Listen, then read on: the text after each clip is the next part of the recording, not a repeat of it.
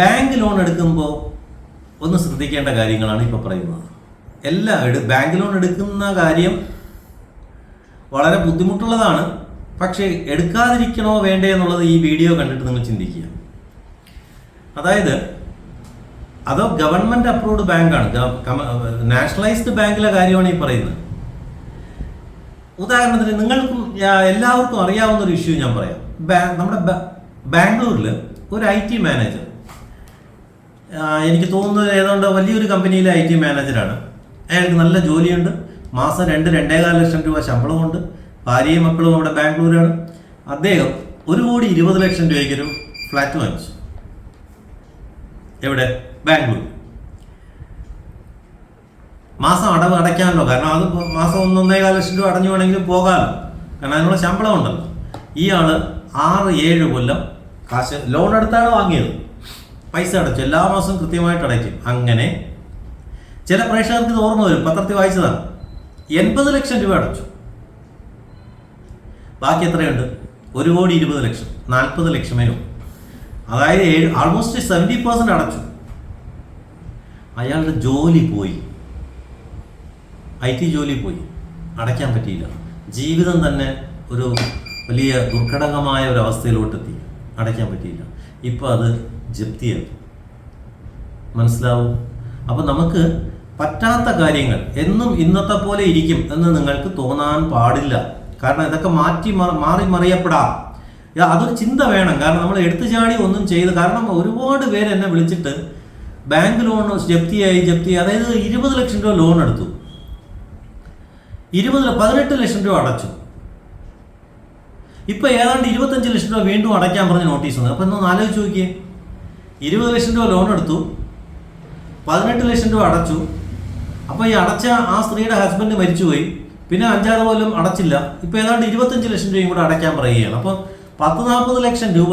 അപ്പോൾ ഇതിൽ നിങ്ങൾ ഇതൊന്നും സ്വകാര്യ ബാങ്ക് അല്ല കേട്ടോ ഈ പറയുന്നത്, സ്വകാര്യ ബാങ്ക് അല്ല, കമേഴ്ഷ്യൽ ബാങ്ക്, ഈ ഗവൺമെന്റ് ഓഫ് ഇന്ത്യയുടെ നാഷണലൈസ്ഡ് ബാങ്കിനെ കുറിച്ചാണ് ഈ പറയുന്നത്.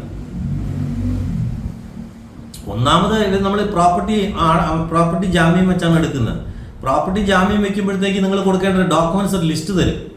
അതിൻ്റെ പിന്നാലെ നിങ്ങൾ 1 മാസം അലഞ്ഞാൽ മാത്രമേ അത്രയും documents, possession certificate, nativity certificate, salary certificate, നിങ്ങളുടെ പ്രോപ്പർട്ടി അത് ഇതിനകത്ത് വേറെ വല്ല അറ്റാച്ച്മെന്റോടെ എല്ലാം കൊടുത്ത് ഇത് എൻകംപ്മെന്റ് സർട്ടിഫിക്കറ്റ് 30 വർഷത്തെയാണ് ചോദിക്കുന്നത്.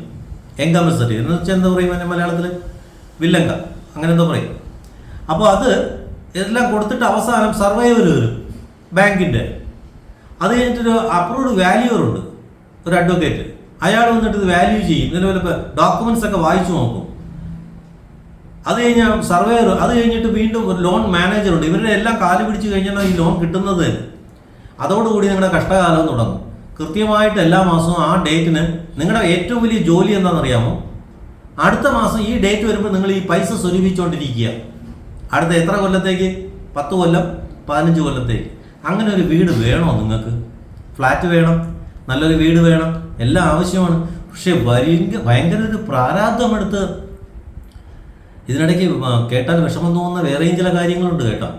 ഞാനിതെല്ലാം കേട്ടുകൊണ്ടിരിക്കുകയാണ്.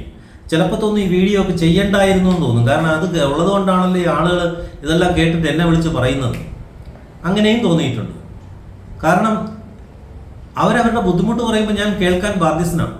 കുറച്ചു നേരം ഞാൻ കേട്ടിരിക്കും. ചില സ്ത്രീകളൊക്കെയാണ് കൂടുതലും വയസ്സായ 65, 63 അവരുടെ ബുദ്ധിമുട്ടുകളൊക്കെ വിളിച്ചു പറയും. അപ്പോൾ എനിക്ക് കേൾക്കാൻ പറ്റില്ല എന്ന് പറയാൻ പറ്റില്ല. കാരണം വളരെ അപ്രീസിയേഷനോട് കൂടിയാണ് അവർ സംസാരിക്കുന്നത്. അങ്ങനെ എൻ്റെ ഏതാണ്ട് 20-25 കോൾ വരുന്നുണ്ട്.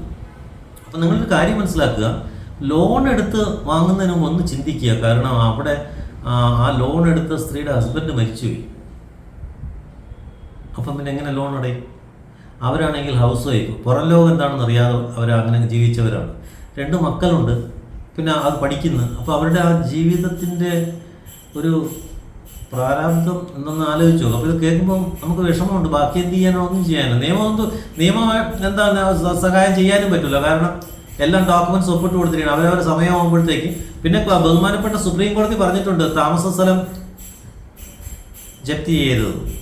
പക്ഷേ അതിനുമുണ്ടൊരു ഒരു ടൈം ലിമിറ്റ്. അത് കഴിയുമ്പോഴത്തേക്ക് നമ്മൾ ബാങ്കിന് കൊടുത്തേ പറ്റുള്ളൂ.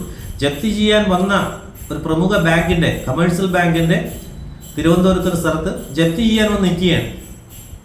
അതുപോലെ ഞാൻ ഇമ്മീഡിയറ്റ് ആയിട്ട് എറണാകുളത്ത് വിളിച്ച് പറഞ്ഞ് സ്റ്റേ ഓർഡർ വാങ്ങിച്ച് സ്റ്റേ ഓർഡർ വാട്സാപ്പ് ചെയ്ത് കൊടുത്തു. അവരൊക്കെ തിരിച്ചുപോയി. അതുവരെ ഞാൻ ഈ മാനേജറുമായിട്ട് സംസാരിച്ച് പിടിച്ചു നിർത്തും. കാരണം ഇപ്പോൾ നിങ്ങൾ അനാവശ്യമായിട്ട് ജപ്തി ചെയ്തു കഴിഞ്ഞാൽ അതിൻ്റെ കോൺസിക്വൻസസ് നിങ്ങൾ അനുഭവിക്കും എന്നൊക്കെ അവർക്ക് തോന്നലുണ്ടാക്കും. അങ്ങനെ പറയത്തൊന്നുമില്ല കേട്ടോ. ഇപ്പോൾ ഇദ്ദേഹം പറയുന്നത് കേൾക്കാതെ ഞാൻ വല്ലതും ചെയ്തു കഴിഞ്ഞാൽ എനിക്ക് വലിയ പ്രശ്നമാകും എന്നൊരു തോന്നൽ അവർക്ക് ഉണ്ടാക്കി വെച്ചാൽ നീണ്ടു പോകും.